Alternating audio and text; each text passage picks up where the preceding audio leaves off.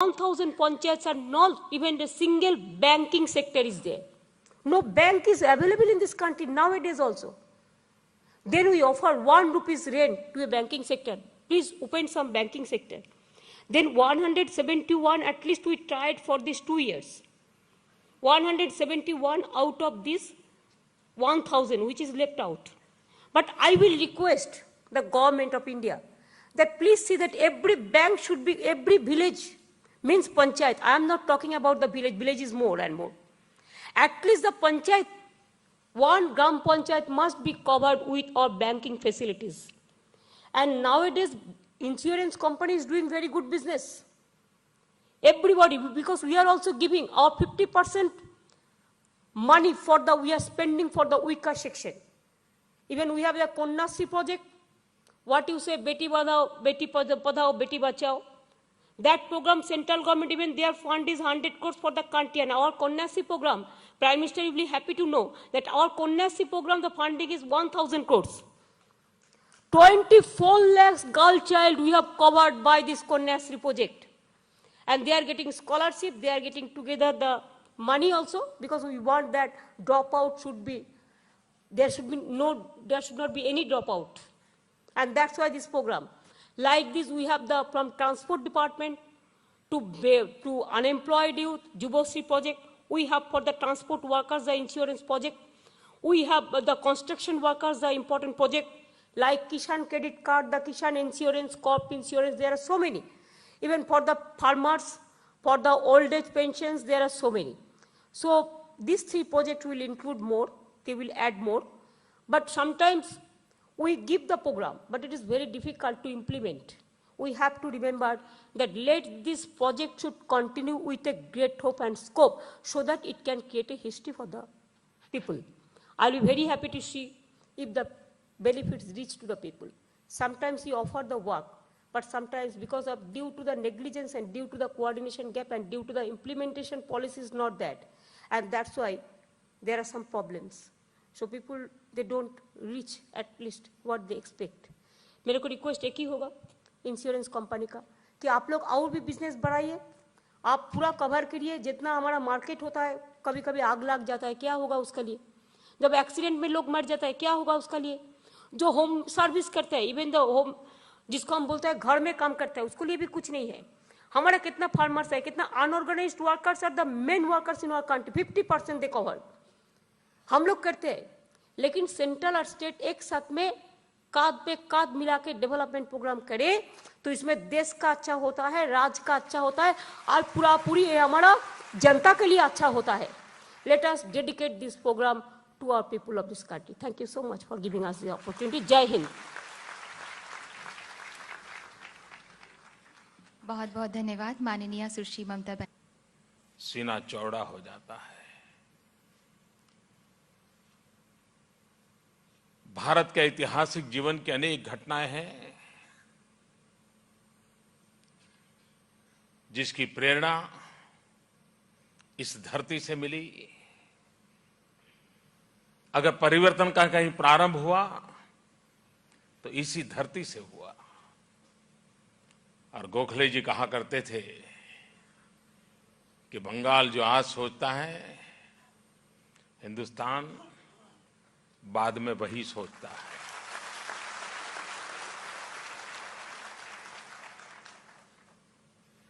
और ये धरती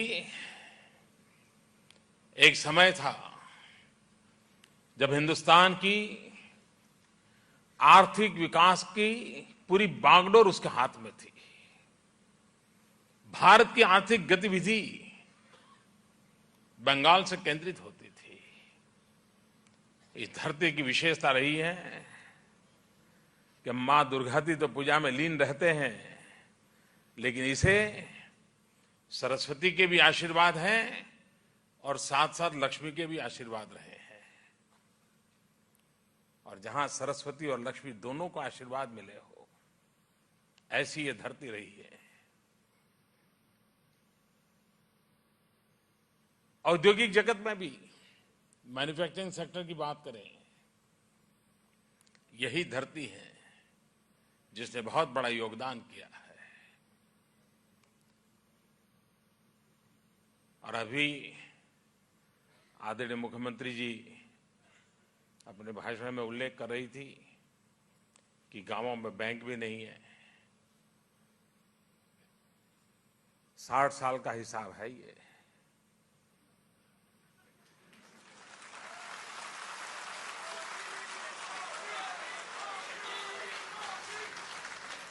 उनकी ये पीड़ा बहुत स्वाभाविक है। मैं भी उसमें अपना स्वर जोड़ता हूं, लेकिन उन्होंने ये बात मेरे सामने रखी क्योंकि उनको भरोसा है अगर करेगा तो यही करेगा।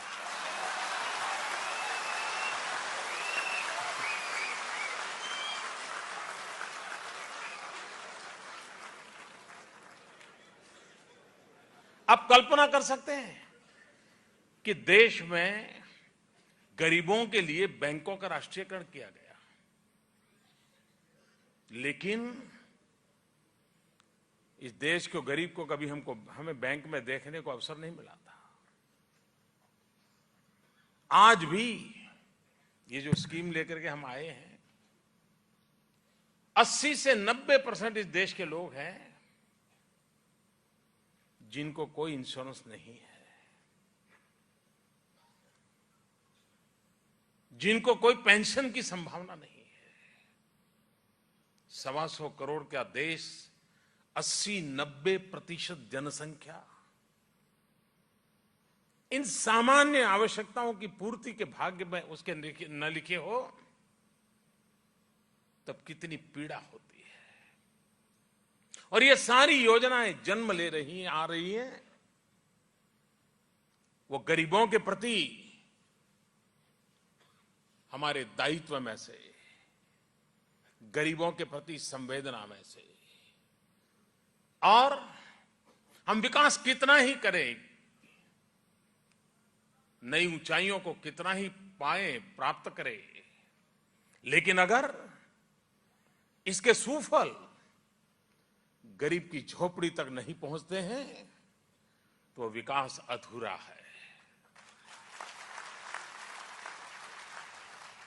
और इसलिए एक तरफ हम विकास की नई ऊंचाइयों को छूने के लिए सारी दुनिया को झकझोर रहे हैं, मेक इन इंडिया के लिए प्रेरित कर रहे हैं, तो दूसरी तरफ गरीब से गरीब का बैंक का खाता खुले, इसके लिए दिन रात कोशिश करते हैं। और मुझे खुशी है कि जब प्रधानमंत्री जनधन योजना लेकर के हम आए, 15 अगस्त को मैंने घोषित किया, 26 जनवरी तक पूरा करने की कल्पना थी, लेकिन देश के बैंक में काम करने वाले सभी मित्रों ने इतनी मदद की, एक ऐसा जन आंदोलन बन गया।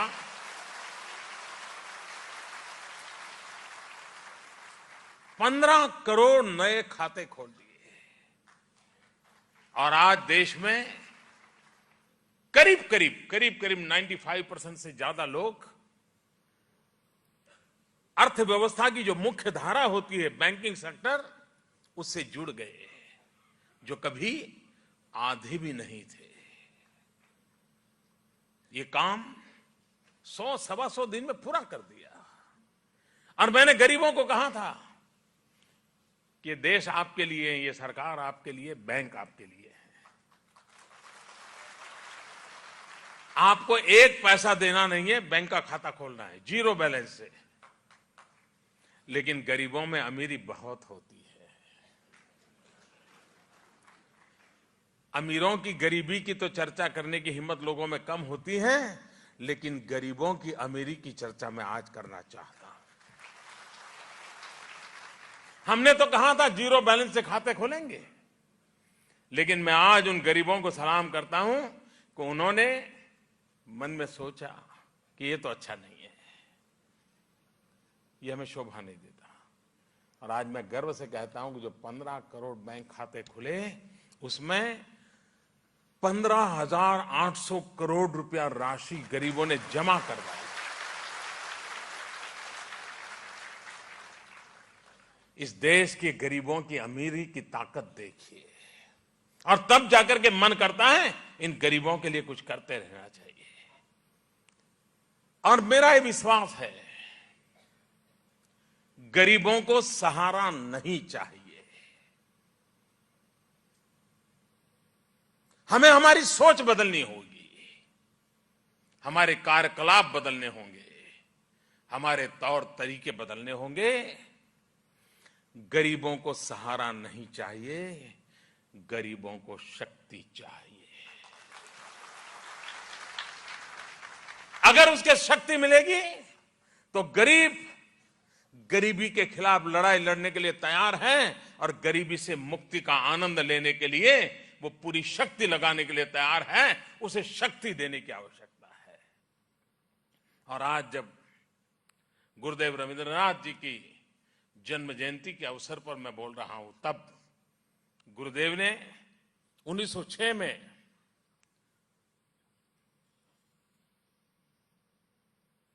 आत्मत्राण इस कविता में जो लिखा था, मैं समझता हूं 1906 की वो बात आज 2015 में भी हमें लागू होती है। गुरुदेव ने कहा था, it is not my prayer that you will save me from difficulties, give me the strength to overcome the difficulty, do not take away my burden or console me, give me the capacity to bear my burden। ये बात गुरुदेव जी ने कही थी और आज हमारा संकल्प है उस आदेश का पालन करना जो गुरुदेव ने दिया है। और उसी में से ये योजना और कलकत्ते की धरती पर हो रहा है, क्योंकि मुझे विश्वास है जो चीज इस धरती से प्रारंभ होती है वो फिर आगे बढ़ती ही बढ़ती जाती है, परिणाम मिलता ही मिलता है। और रविंद्रनाथ जी के गुरुदेव की जन्म जयंती पर कोई चीज प्रारंभ होती हो और उन्होंने जो भावना व्यक्त की थी उसी की अभिव्यक्ति होती हो तो मुझे विश्वास है गुरुदेव के आशीर्वाद इस योजना को सफल बनाएंगे और देश के गरीबों को एक नई शक्ति प्राप्त करने का अवसर प्रतिपादित होगा। ये मेरा पूरा विश्वास है। हमने जब प्रधानमंत्री जनधन योजना की शुरुआत की तब कई लोगों को लग रहा था कि क्या होगा, कैसे होगा, लेकिन आज अनुभव ये आ रहा है कि गरीबों के लिए एक के बाद एक योजनाएं, एक बार बैंक खाता खुल गया तो हम बात वहां रोकना नहीं चाहते थे। वो तो हमारा फाउंडेशन था। हम एक के बाद एक हमारी बातें अनफोल्ड करते चले जा रहे हैं। हमने कहा आपको हैरानी होगी, इस देश में कुछ लोगों को सरकारी पेंशन मिलता है, करीब 35 लाख लोग, करीब 35 लाख लोग। और कितना पेंशन मिलता था? किसी को 7 रुपया, किसी को 20 रुपया, किसी को 125, किसी को 250। बेचारों को पेंशन लेने के लिए जाना है इस उम्र में, ऑटो रिक्शा में जाए या बस में जाए तो पेंशन से ज्यादा खर्चा उसका बस में जाने का होता था, लेकिन ये चल रहा था। हमने आकर के तय किया कि जिसको भी पेंशन मिलता है 1000 से कम किसी को नहीं होगा, और हमने देना प्रारंभ कर दिया। क्यों? गरीब सम्मान से जिए, उसे शक्ति चाहिए, वो शक्ति देने का प्रयास, उसको हमने आगे बढ़ाया। हमारे देश में कभी कभी लोगों को लगता है कि जो बहुत बड़े बड़े जो औद्योगिक घराने हैं ना, वो देश में बहुत बड़ी आर्थिक क्रांति करते हैं। ये बहुत बड़ा भ्रम है। उनका योगदान है लेकिन बहुत सीमित है। देश के अर्थतंत्र को कौन चलाता है? जो छोटा सा कारोबार करने वाला व्यक्ति है, चौराहे पर खड़े रह करके सब्जी बेचता है, धोबी की दुकान चलाता है, बिस्किट बेचता है, चाय पान का गल्ला चलाता है, कपड़े बेचता है, रेडीमेड गारमेंट बेचता है। छोटे छोटे लोग। हिंदुस्तान में करीब 5.5 करोड़ से ज्यादा ये लोग देश के अर्थतंत्र को गति देते हैं। और बड़े बड़े औद्योगिक घराने बहुत कम लोगों को रोजगार देते हैं। ये 5-5.5 करोड़ जो छोटे काम करने वाले लोग हैं, वे करीब 14 करोड़ लोगों को रोजगार देते हैं। आप कल्पना कर सकते हैं, यानी 14 करोड़ परिवारों का पेट भरने का काम इनके द्वारा होता है। और उनकी टोटल संपदा जो है इतने सारे लोगों की बहुत ज्यादा नहीं है, कि 11-12 लाख करोड़ रुपया है। और वो जो पैसा उनको चाहिए इंटरेस्ट से, बाजार से, कोई बैंक वाला उनको पैसा नहीं देता है, क्योंकि व्यापारी बड़े छोटे हैं। इन सबका एवरेज जो कर्ज है वो 17,000 रुपीज है। एवरेज अगर निकाली जाए तो 17,000। उनको साहूकारों से पैसा लेना पड़ता है, उस प्रकार की कंपनियों के वहां जाना पड़ता है पैसा लेने के लिए, कि जिसमें उनका खून चूस लिया जाता है। हम गरीबों की भलाई के लिए काम करने वाली सरकार होने के कारण हमने एक मुद्रा बैंक का कंसेप्ट इस बजट में लाए। और बजट में लाए इतना ही नहीं, अभी तो बजट सत्र चल रहा है, वो मुद्रा बैंक का काम आरंभ हो गया। और उसके अंतर्गत ये जो 5.5 करोड़ सामान्य लोग हैं, जिनको 5,000-10,000 रुपया भी मिल जाए तो बहुत तेजी से अपने काम को बढ़ा सकते हैं, उनको बैंक लोन देने के लिए एक बहुत बड़ा अभियान हमने चलाया है। उनको पैसे मिलने चाहिए, सरकार सामने से जाकर के पूछ रही है कि बताओ भाई, तुम्हारे आगे बढ़ने की कोई योजना है क्या? गरीबों के लिए काम करना है तो एक के बाद ऐसे कैसे काम होते हैं। उसी प्रकार से हमारे यहां हम करप्शन के खिलाफ भी बड़ी लड़ाई लड़ रहे हैं। एक ऐसी क्रांति ला रहे हैं जो इस प्रकार के लीकेजेस को अपने आप ताले लग जाएंगे। हमारे यहां गैस सिलेंडर लेने वालों को सब्सिडी मिलती है, अमीर हो गरीब हो सबको सब्सिडी मिलती है। हमने तय किया कि सब्सिडी डायरेक्ट बैंक के खाते में जाएगी। जनधन अकाउंट खोल दिए, अब उस बैंक के खातों में जिसके पास गैस सिलेंडर है, डायरेक्ट सब्सिडी। ये दुनिया का सबसे बड़ा विक्रम है कि करीब 12 करोड़ से ज्यादा लोगों के खाते में भारत सरकार सीधी गैस सिलेंडर की सब्सिडी देती है। और उसके कारण पहले किसी न किसी नाम से सब्सिडियां जाती थी, वो सारा बंद हो गया। पहले की तुलना में बहुत बड़ा फर्क आया है। आंकड़ा मैं बोलना नहीं चाहता हूं, इसलिए क्योंकि मैं चाहता हूं कुछ खोज करने वाले लोग इसको खोजें। आप कल्पना नहीं कर सकते हैं, अरबों खरबों रुपयों का लीकेज था, अरबों खरबों रुपयों का, वो हमने रोक दिया। जनधन अकाउंट खुलते ही उसके फॉलोअप में किस प्रकार से काम होता है, इसका उदाहरण है। और आज 3 नई योजनाएं हमारा देश, हमने जब मुद्रा बैंक लाए तो हमने कहा था फंडिंग टू अनफंडेड। जिनको फंड नहीं मिलता है, जिनको पैसे नहीं मिलते, उनको फंड देंगे। जब हम जनधन योजना लेकर के आए थे, हमने कहा था जिसको बैंकिंग की व्यवस्था नहीं है उसको बैंकिंग की व्यवस्था, जिसका खाता नहीं उसका खाता खोलेंगे। और आज हम आए हैं कि जिसको सुरक्षा का कवच नहीं है उसको हम सुरक्षा का कवच देंगे।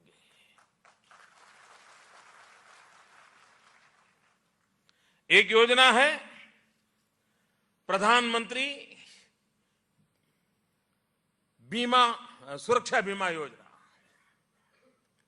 अभी फिल्म में हमने देखा,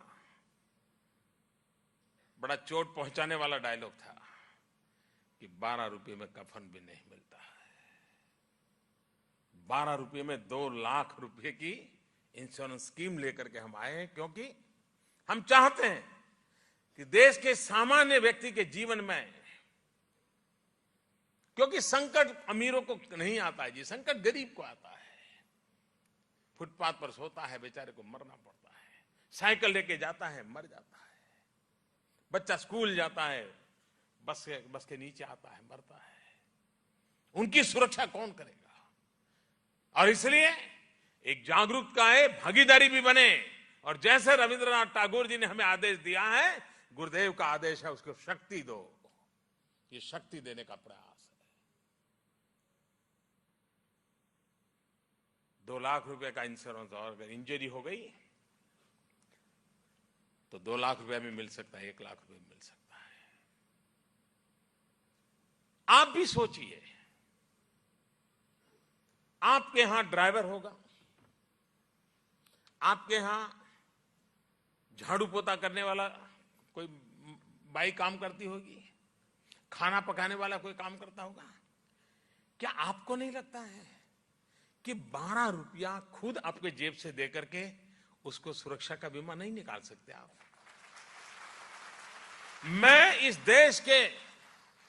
मैं उन देश के करोड़ों लोगों से आज प्रार्थना करना चाहता हूं कि आप अपनी जेब से, अपने यहां जो काम करने वाले लोग हैं, आपका ड्राइवर हो, आपकी सोसाइटी का लिफ्टमैन हो, गरीब लोग जो जिसके साथ आपका नाता, आपके मोहल्ले में झाड़ू लगाने आता है, आप उसे कहिए मेरे लिए 12 रुपया कुछ नहीं है, एक शाम को कभी कॉफी पीने जाता हूं तो भी 12 रुपए से ज्यादा खर्च करके आ जाता हूं, मैं तेरे लिए खर्च करूंगा।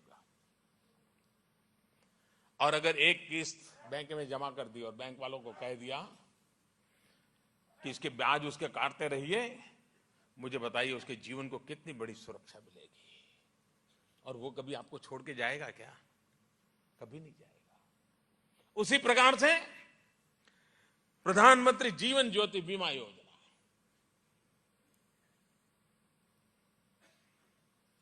पहले वाला जो 12 रुपए वाली स्कीम है, नेचुरल कैलेमिटी में भी अगर किसी के मृत्यु होती है तब भी उसको बेनिफिट मिलेगा। अगर आज ऐसी स्कीम नेपाल में हुई होती तो नेपाल में जो हादसा हुआ उनके परिवारजनों को सबको मदद मिल जाती है। और नेचुरल कैलेमिटी हमारे हाथ में नहीं होती है। उसी प्रकार से प्रधानमंत्री जीवन ज्योति बीमा योजना 18 से 50 साल की उम्र के लोगों के लिए, आमतौर पे आपको मालूम है, आप इंश्योरेंस निकालने जाएं तो पता नहीं कितने डॉक्टर आपको चेक करते हैं, कितना मेडिकल चेकअप होता है, कितनी, और वो तय करता है इसको दें या न दें, पता नहीं ये लुढ़क जाएगा। तो ये स्कीम ऐसी है, आपको सिर्फ फॉर्म भरना है, अगर आप बीमार भी होंगे तो भी इसको बीमा मिल सकता है। ये पहली बार इस प्रकार की सोच के साथ हम आए हैं। गरीब से गरीब व्यक्ति भी, और पर डे 1 रुपये से ज्यादा नहीं है, 330 रुपया ने एक दिन का 1 रुपया। अगर आप अपने ही उस एम्प्लॉय को, इवन हाउस वाइफ भी अपना इंश्योरेंस निकाल सकती है। आप अपने छोटे मोटे काम करने वाले, अपने घर के साथ दुकान में काम करने वाले लोग, उनसे भी ये करवा सकते हैं। आप विचार कीजिए, 330 रुपया एक व्यक्ति के लिए साल में खर्च करना, न उनके लिए कोई कठिन है, न कोई उनके लिए करे तो भी कठिन नहीं है, लेकिन एक समाज को सुरक्षा देने का एक बहुत बड़ा काम हो सकता है। और तीसरी हमारी योजना आज जिसका हम प्रारंभ कर लें, अटल पेंशन योजना। आप देखिए, हिंदुस्तान में 10-15% लोगों को ही ये नसीब होता है पेंशन। बाकी सबके लिए बुढ़ापा कहां बिताएंगे, चिंता का विषय। कैसे बिताएंगे, चिंता का विषय।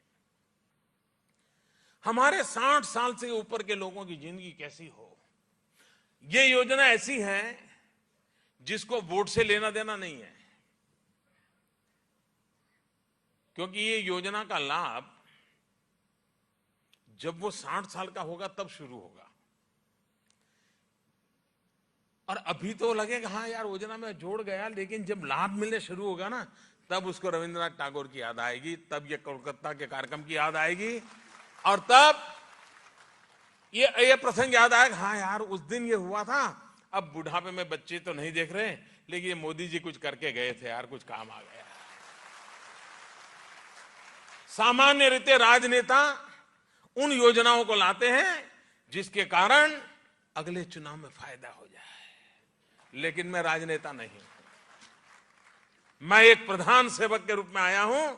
और इसलिए आज जो योजना लाया हूं उन नौजवानों के लिए है, ताकि आप जब 60 साल के होंगे आपको कभी किसी के सहारे की जरूरत न पड़े, आपके भीतर की शक्ति हो, आपकी अपनी शक्ति हो, आप अपना गौरव के साथ बुढ़ापा भी बिता सको। अगर आपकी आवश्यकता 1,000 रुपए की पेंशन है तो उसकी स्कीम है, 2,000 पेंशन चाहते हो तो उसकी स्कीम है, 3,000 पेंशन चाहते हो तो उसकी स्कीम है, 4,000 चाहते हो तो उसकी स्कीम है, 5,000 चाहते हो उसकी स्कीम है। और जून महीने से मई महीने तक का उसका टेन्योर है, उसमें जुड़ने का। बचत आपको करनी है, लेकिन ये पहली बार ऐसी पेंशन स्कीम है कि सरकार उसमें गारंटी देती है, और आपके पैसे कम पड़ गए तो पैसे भरने का जिम्मा सरकार लेती है। अगर आपको उसका रिटर्न कम मिलेगा तो उसकी जिम्मेवारी सरकार लेती है, और उसके कारण सामान्य गृहिणी भी ये अटल पेंशन योजना के साथ जुड़ सकती है। किसान, कभी किसान ने सोचा है कि मेरे लिए पेंशन हो सकता है? इस योजना के साथ अगर आज 18 से 40 की उम्र का किसान का बेटा जुड़ जाता है तो वो जब 60 साल का होगा अपने आप उसकी पेंशन आना शुरू हो जाएगा, एक सुरक्षा का माहौल बनेगा। और उसी माहौल को बनाने के लिए सामान्य मानवी के जीवन में, और खास करके गरीब और निम्न मध्यम वर्ग के लोग जो जीवन को एक संतोष से जीना चाहते हैं, उनके लिए सरकार की योजनाएं होनी चाहिए। और इसलिए वोट की राजनीति से हट करके भी समाज में अगर शक्ति पैदा करेंगे तो शक्तिशाली समाज स्वयं गरीबी के खिलाफ लड़ाई लड़ने के लिए एक बहुत बड़ी सेना बनकर के खड़ा हो सकता है। और हमारी कोशिश यह है, हमें गरीबी के खिलाफ लड़ाई लड़ना है, लेकिन उस लड़ाई लड़ने के लिए हमारे सिपाही, हम गरीबों को वो ताकत देना चाहते हैं, वो स्वयं इस गरीबी के खिलाफ लड़ाई लड़ने के हमारे सिपाही बने। और इसलिए गरीबों के कल्याण के लिए आज इन 3 योजनाओं का आरंभ हो रहा है।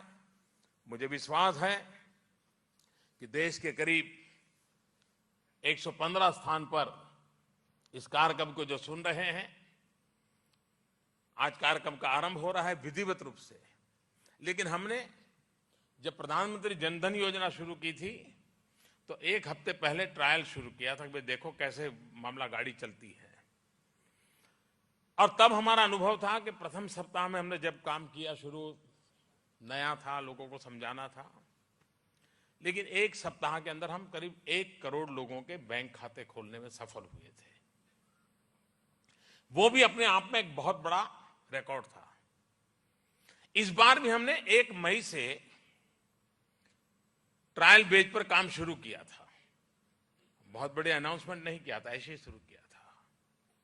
और आज मुझे गर्व के साथ कहना है कि इस 1 मई से शुरू किया हमने, इस 7 दिन के भीतर भीतर 5 करोड़ 5 लाख लोगों ने एनरोलमेंट करा दिया।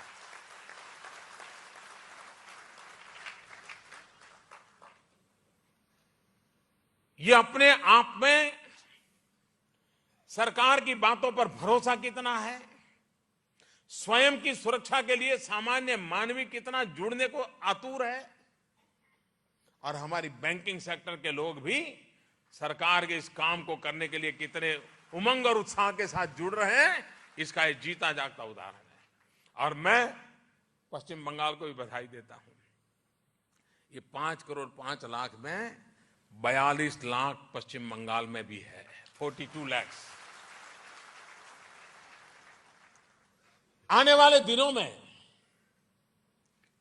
क्योंकि 1 जून से ये योजना विधिवत रूप से प्रारंभ होने वाली है, अधिकतम लोगों से मेरा आग्रह है कि 1 जून के पहले इस योजना का लाभ लेने के लिए अपने निकट बैंकों का संपर्क करके वो जुड़े।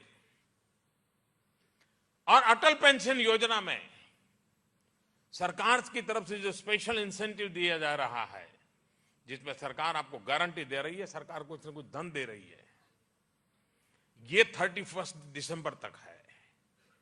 मैं चाहता हूं कि 31 दिसंबर तक अटल पेंशन योजना में जो भारत सरकार का आपको योगदान मिल रहा है, उसका फायदा उठाइए। जून महीने से कार्यक्रम प्रारंभ हो रहा है, लेकिन इस बार हमने 30 अगस्त तक उसको लंबा किया है। तो मैं चाहूंगा कि 30 अगस्त के पहले इन 3 योजनाओं में सर्वाधिक लोग जुड़े। मुझे विश्वास है कि एक ऐसी सुरक्षा की व्यवस्था लेकर के हम आए हैं जो मूलतः गरीबों के लिए है, सामान्य मानवी के लिए है, और जो संपन्न लोग हैं वे भी अपने यहां काम करने वाले लोगों के लिए इस काम में जुड़ करके अपने यहां काम करने वाले, और कुछ तो परिवार ऐसे होते हैं 2-2 पीढ़ी तक एक परिवार उनके यहां काम करता है। ड्राइवर होंगे तो 3 पीढ़ी से ड्राइवर उनके यहां काम करने वाले होंगे।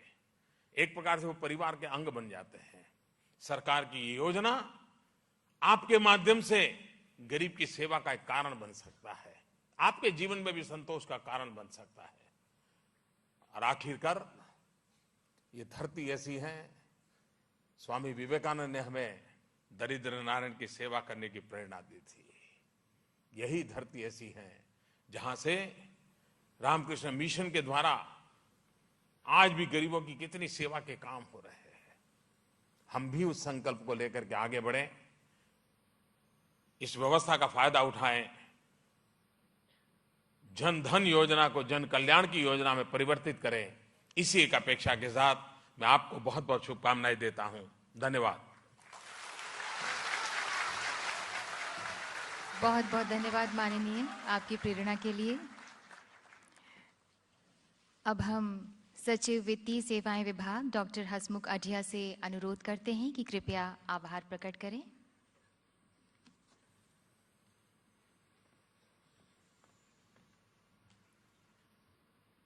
देश के आदरणीय प्रधानमंत्री जी, मंचस्थ सब महानुभाव भाइयों और बहनों, सबसे पहले तो हम माननीय प्रधानमंत्री जी का अपने हृदय से आभार प्रकट करते हैं कि उन्होंने आज देशवासियों को 3 नई योजना की एक सौगात भेंट की है।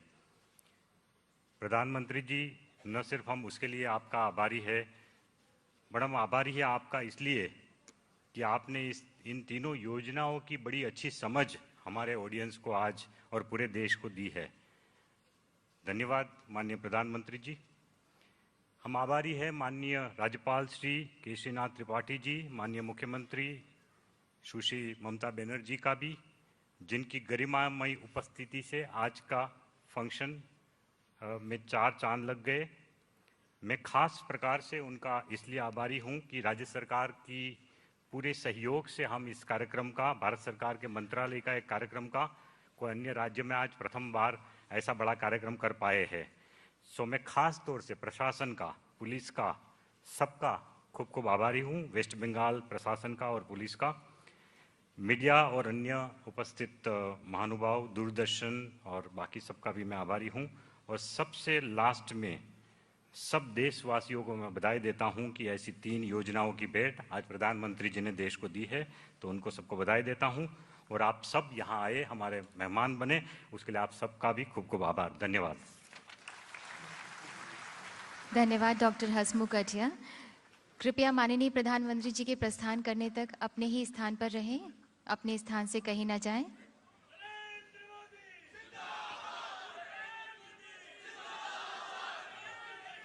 कृपया सुरक्षा व्यवस्था के मद्देनजर कृपया अपने स्थान पर ही रहें। पीछे के जो दरवाजे